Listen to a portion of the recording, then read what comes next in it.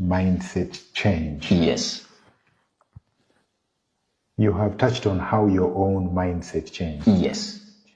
Do you have an example or two of a client whose mindset changed Yes. after being in your presence and the impact that it had? So we understand. Yes. Now,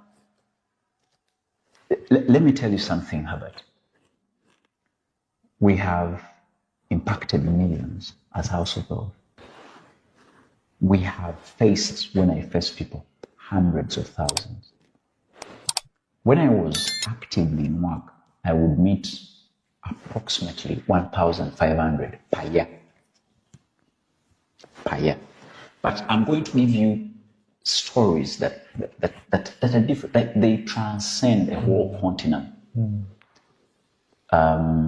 People call me because I told you I have clients in 90 countries. Someone called me from Nepal and he says, "You mentioned about value chain. I realized I was doing things differently and wrongly. I'm going to apply value chain." And when we talked about value chain, I was speaking it from John 14:6. You see, in John 14:6, Jesus is saying, "I'm the way, the truth, and the life. No one goes to the Father unless through me." When the Holy Spirit helped me to understand the verse, I figured that what he actually meant that he was a broker. Middleman. He's a middleman. And what does he do as a middleman?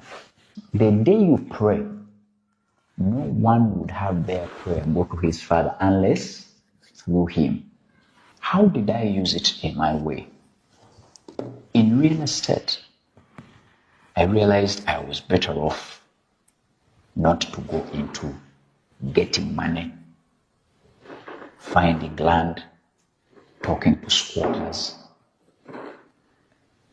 paying off squatters, clearing the RDC, talking to the chairman, getting the grader to clear the land, surveyor, get the land, put in stone, mark stones, process titles, look for the market.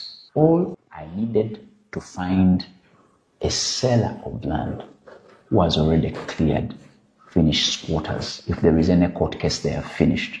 They are called surveyors. They have put mark stones. And I asked them, how much is a plot with a title?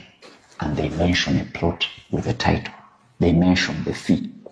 My role is to be in the middle and look out for people. And I tell them, guys, I've opened up an estate.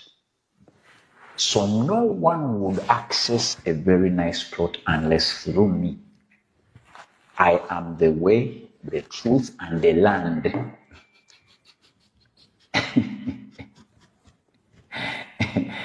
You get the idea? And I can tell you that the very first deal I transacted, my agent was called Kaima. He took me to the country's largest owner or biggest owner of real estate. And the first plots which we sold, I didn't deposit any money. I never needed any money. The man mentioned plots on sale, and I had a clientele online.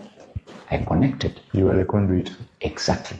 So the people, if you go on my channels, the people will tell you that the guy changed the way I see money. But it came from myself changing the way I see money. The example I will give you to answer that particular question were my parents. My parents are abroad. But I told them, enjoy abroad. Then I showed them the calendar. You'll be back. Don't buy a mortgage.